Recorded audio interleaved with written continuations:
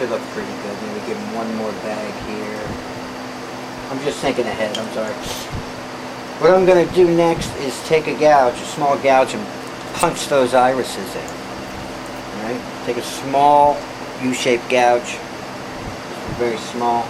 The size is worn off of it. I've had it for years. It's an old German gouge, so I don't know what size it is. But it's small enough that if I put it on the pupil, right, on his eye, it'll make me an iris hole without taking out half the eye. Okay, you want the size of your eyeball. This right here is about this hole here times 3. Okay, that's the size of your eyeball. This is 3 times smaller than the eyeball, the size I'm using. That's the best way for me to explain that, this particular gouge. I'm going to put it a little off center, push it straight in and twist. Try and get up underneath that eyelid. See that? Leaves a nice little chip there, looks kind of like a pupil. And do that on the other side.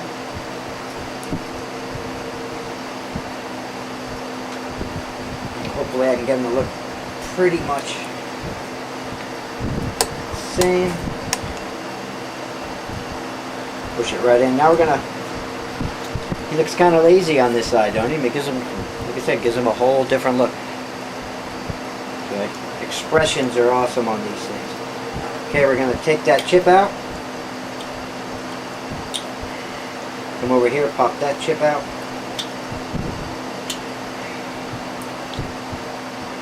Might have to recut that one a little.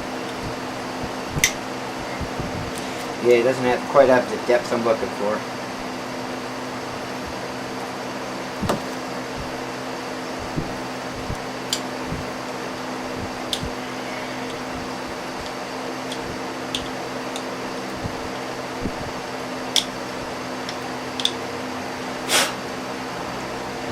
So I'm going to get this shadow on there. Always, always, always the left eye for me. I guess that's what they say. It's the left eye that you got to do first. But now I'm going to come over and I'm going to put some corners in to try and establish that a little better. Cut your corners. Take a little more out, especially on this side because it's just not looking the way the other one is. So I'm going to have to troubleshoot them a little bit here.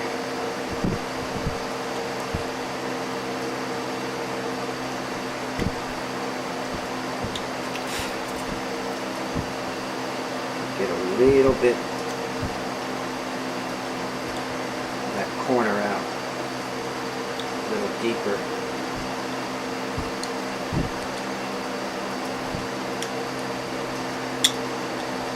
Sometimes you get too close to the nose and that's what causes that.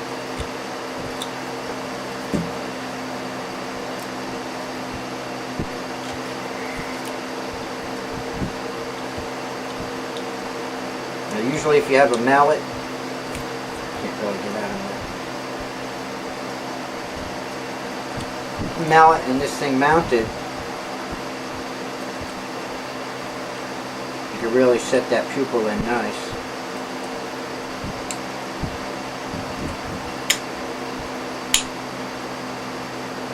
It's a little high there. I didn't round, that was the problem. I didn't round the eye off enough before I put the pupil in. More talking and paying attention to what I'm doing. Okay. I'm trying to hit it again there just a little. Get him underneath.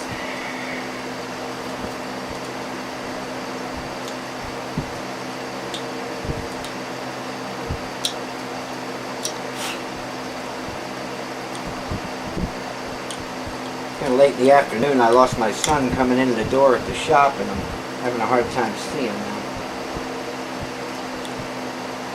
Sun's usually on this side, so it gets a little later. Okay, I have to finagle him. That pencil line still being on there is throwing me off too. Looking at it, I can't tell what's carved and what's not.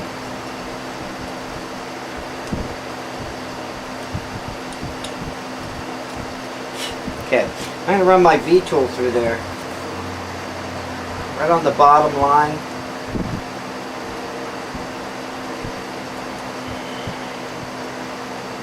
Get some of those pencil marks off. And maybe start the line for a bag. Like that. Okay. Do the same on this one because you need something. Run the V-tool in there, give them a little more corner. There you go. And line underneath that. Start a bag. Some crow's feet, wrinkles.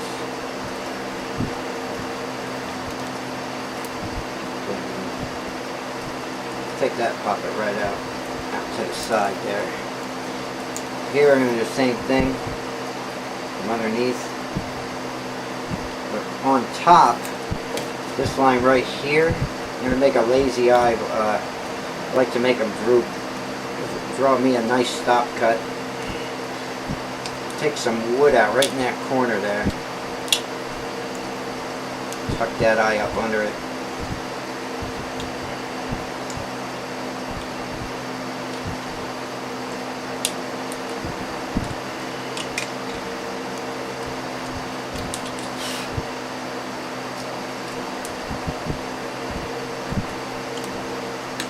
Really looks neat if you can have them looking like the bones of the face are hanging. The older these guys look, the better. So you can... A couple of little stop cuts here and there and removal cuts, and next thing you know he looks like he's got skin hanging over his eye and everything else. Okay, I'm going to cut the corner a little better.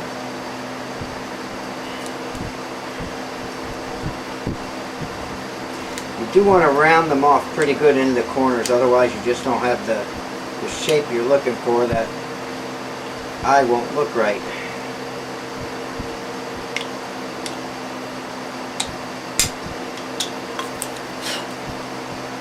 You do want to round them off.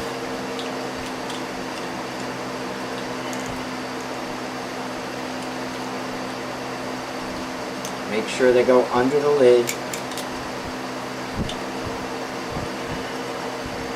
Have fish eyes.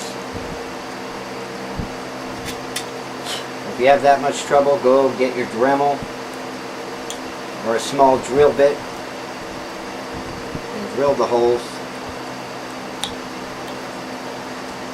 Sometimes I use that gouge. Gives me more hassle than it does good. Might have to hit this one a little bit with a drill. Hold on a sec.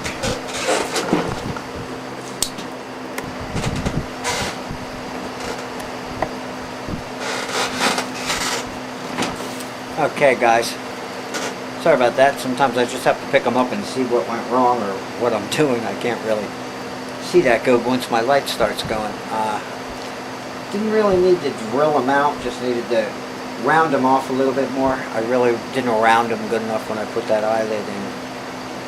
Okay, and that gouge that I have is a little big for this side, so I don't really have to mess around with them too much more, but I do have to go in off camera later on and round those eyeballs off a little bit better. And sometimes it's hard to hold it and keep it where you need it while you're carving as you're trying to show somebody what you're doing. I find that the hardest part about doing videos.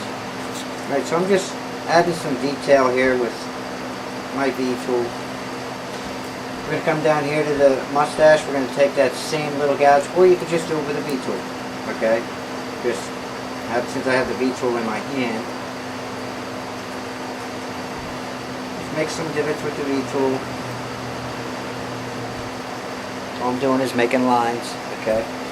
The mustache, usually from the bottom up, works the best. Try not to go into your nose. Give him a little bit of hair on the mustache.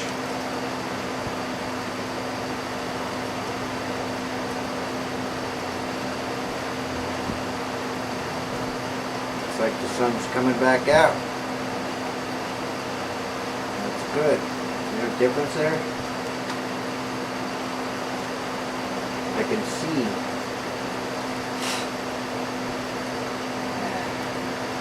Okay, I like to add some lines over here. The more lines and wrinkles, the better. Once you sand them up, they really add character. They'll fold down too. Sometimes I'll go up underneath here and really put those lids in too. But you can give them secondary smile lines too. Usually works good with a U-gouge, but I'll show you what I mean. I'm going to come straight up like that and go up into the corner of the eye.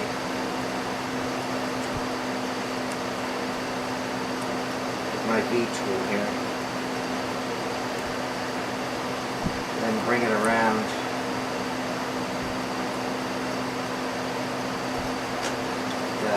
Give them a little extra detail, okay?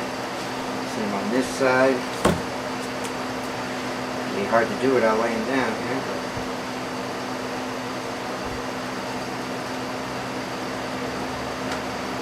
Just trying to.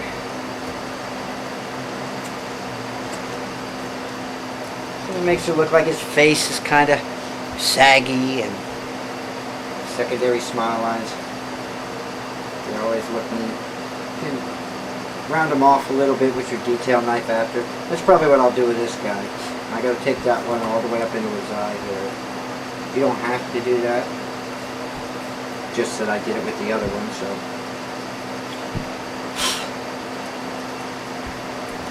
I'm going to sand them up a little bit.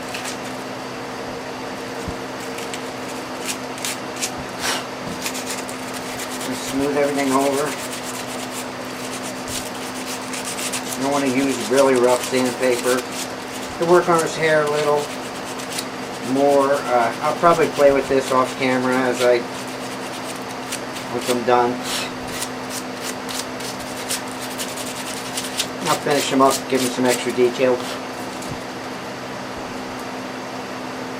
It'll be good. Fun little thing. Little carving made out of a stick, basically, that was in my yard. Right? We do have to give him some brow lines. You want to do that. Give him some eyebrows. You just run your V tool across. Make some lines. I kept these lids really heavy. We could shave them down. You don't like a big bushy lid. He's an old man in the woods, so we gave him some, hopefully some age. Look at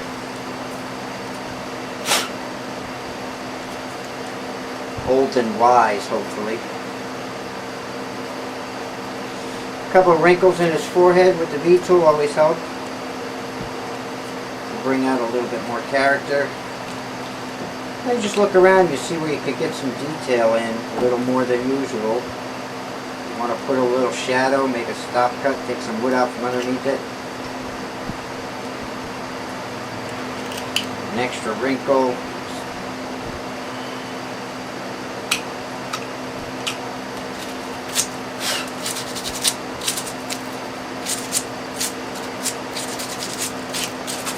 Some different expressions, you know. Stick the pipe in his mouth.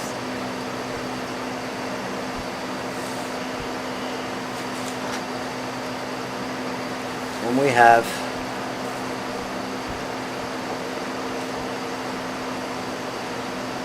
a wood spirit from a piece of cherry.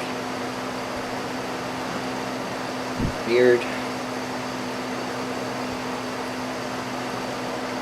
Now if I wet them, you'd be able to see the detail really good. Or if I put a finish on them. Does need sanded though. Sand them in spots. And he does need some cleanup. Don't get me wrong, I'll sit here and detail everything up nice. But for now, that's giving you guys the idea how you can make a wood spirit.